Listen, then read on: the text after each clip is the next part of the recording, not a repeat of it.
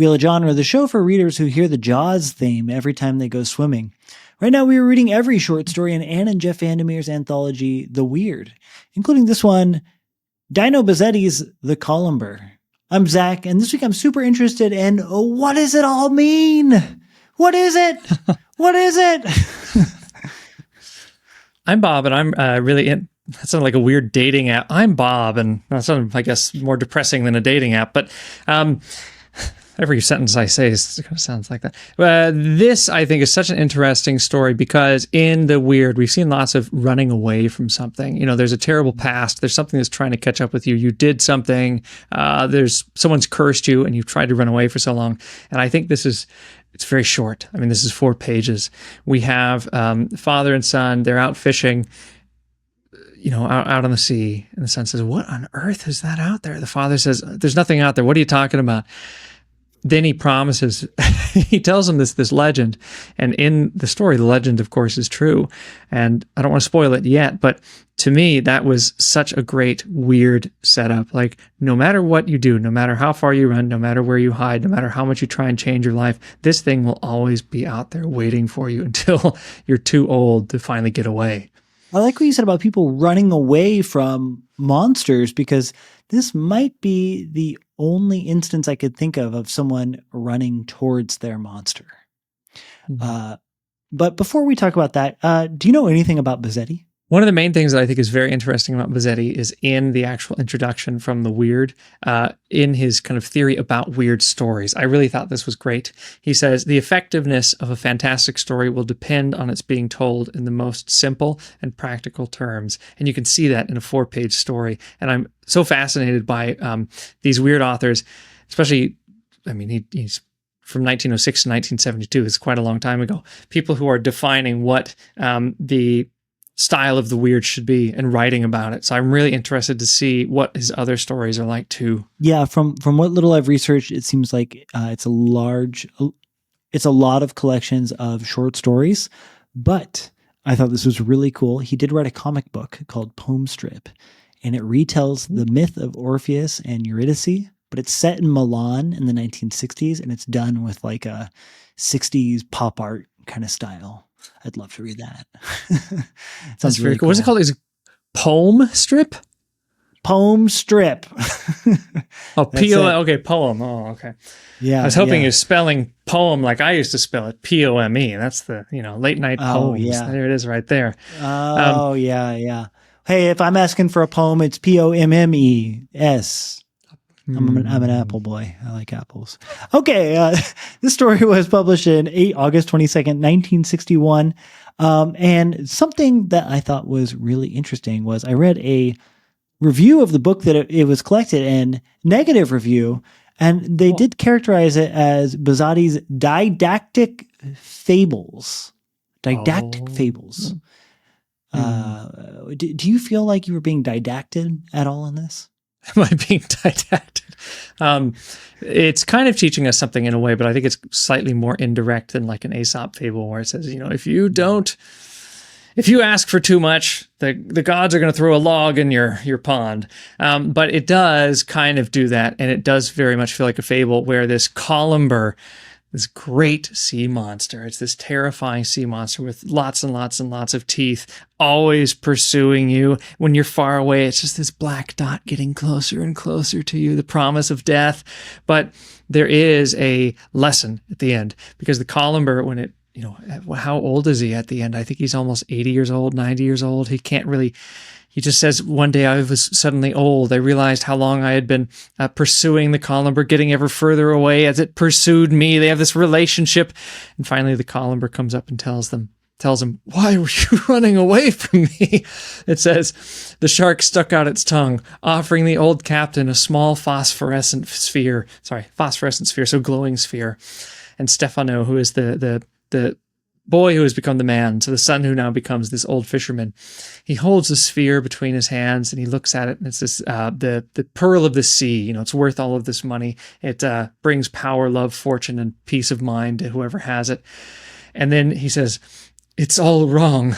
I've managed to curse my own life, and I've ruined yours. So he's made this shark sail forever to get him this pearl, and now he's ruined it all because he's so old. He's about to die when he finally gets his answer to life. He gets, the ultimate power, and then he finally dies. So I think that's the fable element. If you keep running away from the thing that you're afraid of, you will never get the answer that you need. Yes, but I do want to point out that, any time in any story where an omen is presented, the omen will always come true, just not in the way that you think it is. It's a timeless law of literature. I have yet to see this broken. And I think that this is going on in this story because, he spends his whole life, he's told from the beginning that when that thing catches you, you are going to die. And he assumes that means it's going to eat him. But what actually happens is he spends his whole life running away from death, capital D, death. And then he stays on land. But then he realizes, no, I'm going to go into the sea. And then finally he gets to a point where he says, I'm just going to jump into the jaws of, I'm going to go down there and meet death. In a sense, it's like an act of ending himself in a sense. He goes down there to meet it. And the message of the Colomber is a positive message of, great meaning and import and light and goodness. However, the end result is the same. He is still dead after the meeting with the Colomber. So I think that what we're doing here is a kind of like, Oracle of Delphi style, telling you exactly what will happen, but the message is always misheard. Yeah, for an example for that, this is a stupid example, but you go to the Oracle of Delphi and you say, when will I die? And it says, you will, or how will I die? Where will I die? You will die in Rome. And then you're off on vacation somewhere else. You're in Greece. I got you. I'm never going back to Rome again. You go into a bar and you're like, oh, there's many Roman columns. And then you find out above the bar, it says Rome. You end up dead there, stabbed in the back because, the Oracle promised you. You thought you could avoid it. And now here it comes for you. I think it's got that going for it of, everyone is telling you the truth. This is a legend that has been around for years. All of these sailors know it. If the Colomber finds you, only you and any of your relatives can see it. No one else can see it, but it will eventually kill you. That's the promise. And you can avoid it for as long as you want. Like Oedipus avoiding what he thinks he's beaten fate because he has outsmarted it. No, it's just been kind of turned like a dream turns, different meanings. But I think another element that's in here is the promise of a fable is you should always listen to the animal. When the animal tells you to do something, you should listen to that animal. But the poor Colomber can't get a word in edgewise because it's always too far away. So if he just got close enough, he'd say, wait. But yes, it's got that tragic element too. King of the sea. Yeah. Oh, so funny. I don't know why, but the fact that it's a pearl being held in the fish's mouth or the shark's mouth or the Colomber's mouth, to me, that felt significant. And to me, it reminded me of The Hymn of the Pearl, which I haven't read directly, but one of my favorite movies is Knight of Cups by Terrence Malick. And, full recommend if anyone hasn't seen that movie, full recommend. But in that, a character kind of whispers in voiceover, like kind of a summary of the Hymn of the Pearl. And it's supposed to be like, you're supposed to understand that the person being described in this hymn is Christian Bale's character. But they say, remember the story I used to tell you when you were a boy about a young prince? A knight sent by his father, the king of the East, went into Egypt to find a pearl from the depths of the sea. But when the prince arrived, the people poured him a cup that took away his memory. He forgot he was the son of the king, forgot about the pearl, and fell into a deep sleep.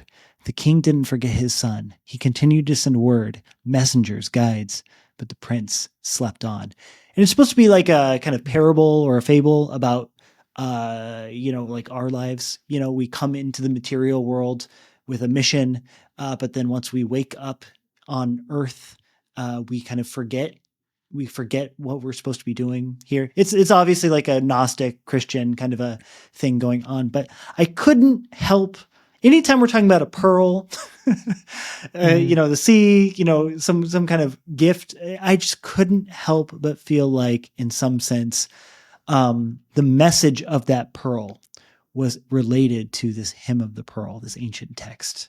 Then we also have the shark teeth and pearl with the axe, double pearl. The other pearl. My other favorite hymn of the pearl. Essential. Yes. Ty West. Man, when that movie came out, I went to a movie theater in Philadelphia, and the seat that I had bought was like, right here. And there was only one other person in the theater, like 3 seats down. And when the credits rolled, we just looked at each other and nodded and shuddered, and then just walked out in shame and silence. That's a permanent relationship right there. It's got to be some sort of psychic connection now. Have nightmares about each other. Great film. What do you think? So as a weird story, we talked a little bit about how it's kind of a fable that is avoiding being a fable, and a parable that's avoiding being a parable, kind of, you come back, I've got a message for you. And I know your fate. No, you don't know it. I'm going to outrun it. And then your fate comes to get you.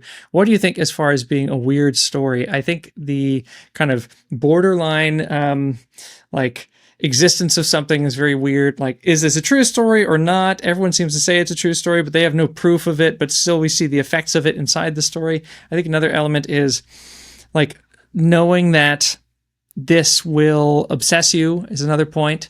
Like, not only can I escape my fate, but everyone keeps telling me I'm going to die, I'm going to die, I'm going to die.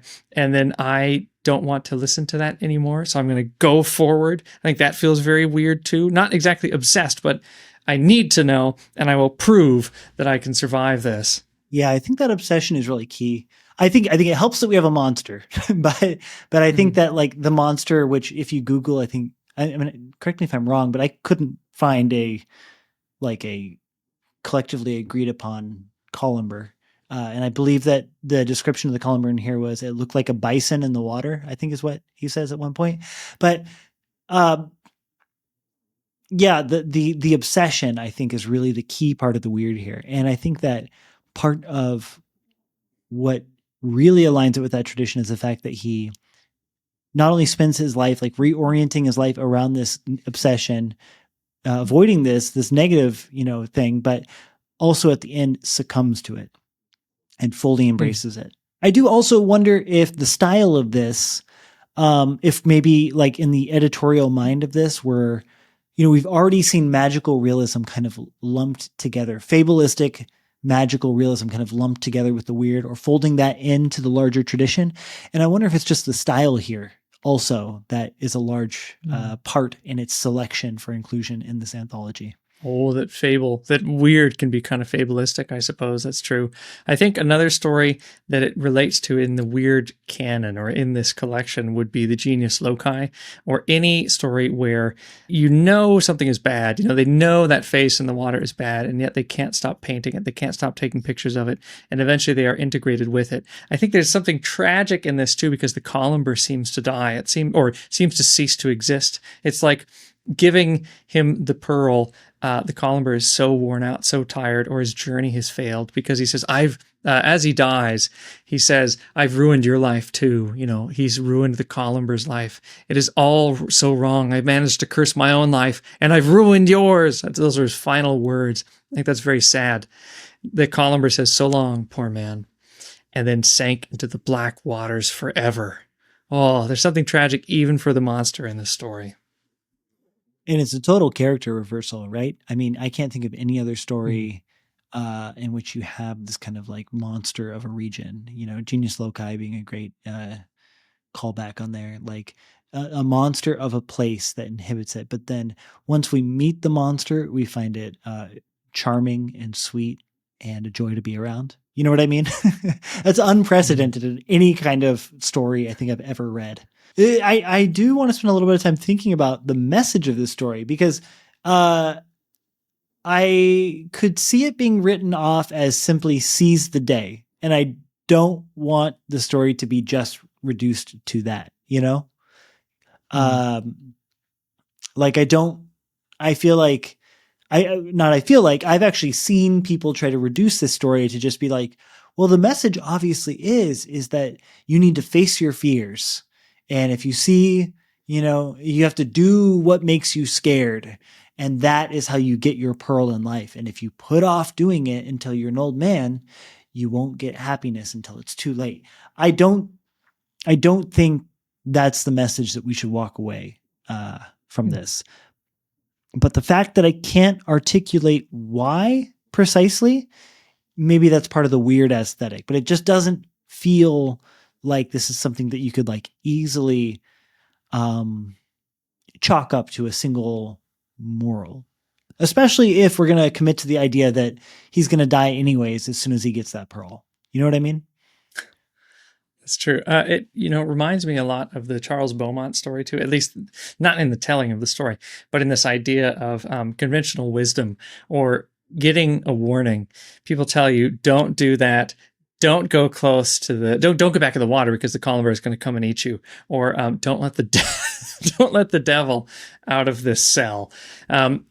When in that story they tell the main character who's stuck in that weird abbey, don't let the devil out. Of course, he doesn't believe that it's the devil. It's some poor soul trapped in this cell.